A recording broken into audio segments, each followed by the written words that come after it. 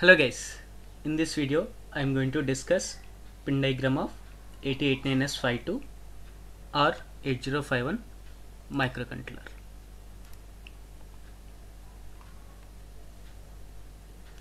8089S52 has different pin configurations as shown here. First one is 40 pin PDIT, that means dual inline package. That means the pins are two sides, that is left and right. That is the reason we call it as dual inline package.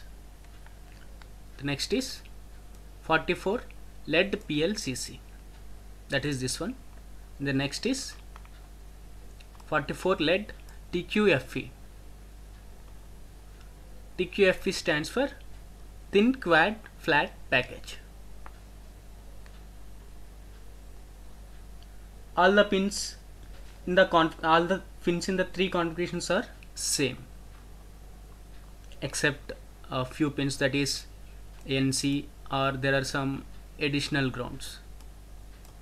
Except this, all the pin diagrams are same. So if we take 40 pin DAP, dual inline package, it has 40 pins. Out of 40 pins, 2 pins are used for power supply, that is 40th pin and 20th pin. So 40th pin we need to connect to VCC, that is plus 5 volt DC, and ground we need to connect to ground pin. Since the operating voltage is 5 volt, we need to connect 5 volt DC. And next is the 2 pins for crystal oscillator, that is pin number 18 and 19th.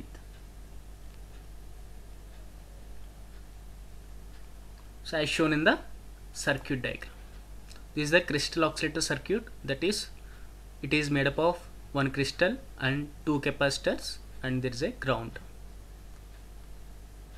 So maximum we can give 33 MHz crystal to this circuit, since it is maximum clock frequency is 33 MHz. Next one is reset, that is 9th pin. Reset means that the processor begins the processing of instructions from a starting address, that is 0th starting address. Inside a microcontroller there is a program counter register. The program counter holds the address of next instructions to be executed. Whenever there is a reset, then the program counter will be initialized with 0th address. There are two types of resets, that is power on reset and manual reset. In this circuit shows the power on reset. Power on circuit reset generates a reset signal when the power is applied.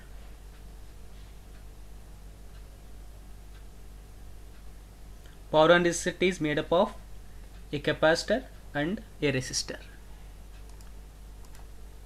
as shown here. These two connected in series. We call it as RC network. The reset pulse time depends on the RC values.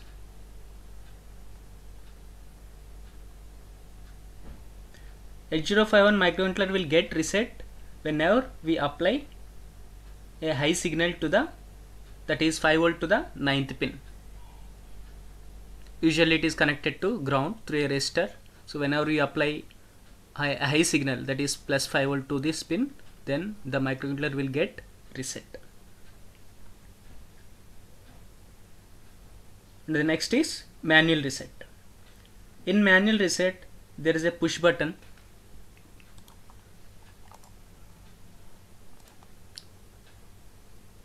So it is connected like this.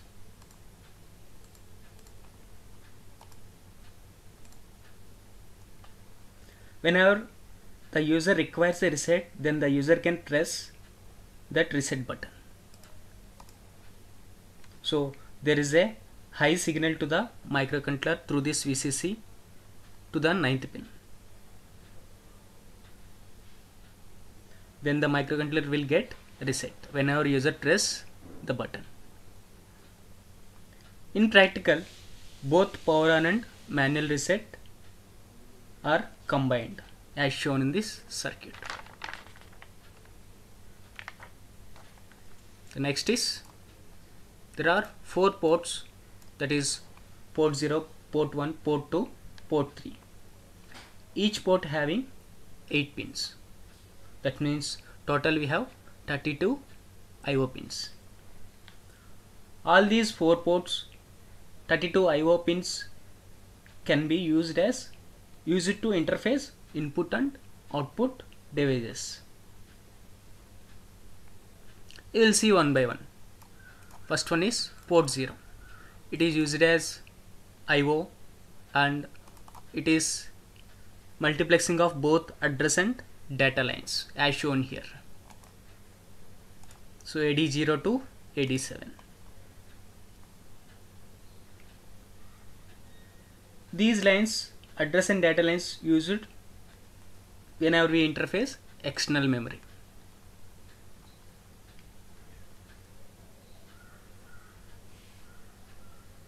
If internal program memory is not sufficient, then we go for external memory interfacing.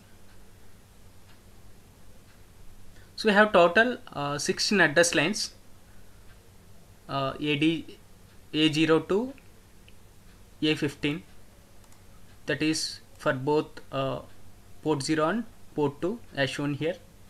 So total we have 16 address lines. That means maximum we can interface to port 16, that is 64 KB of external memory.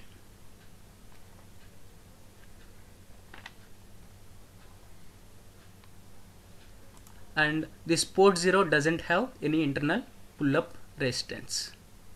So we need to add externally if we want to use this port 0.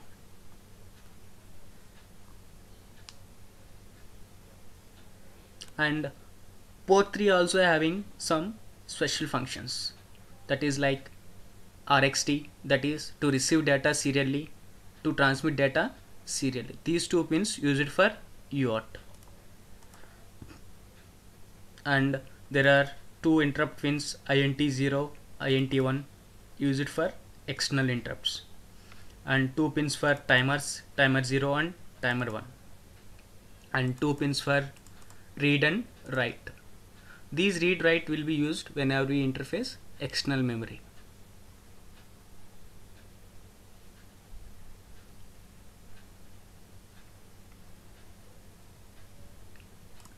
Last, we have 3 pins, EA, ALE, PACN. These 3 pins also used when we interface external memory.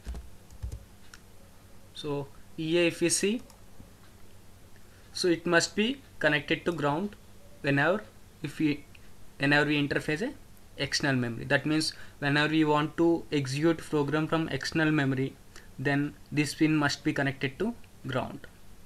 Usually this will be connected to 1. That means it accesses internal program memory to execute instructions.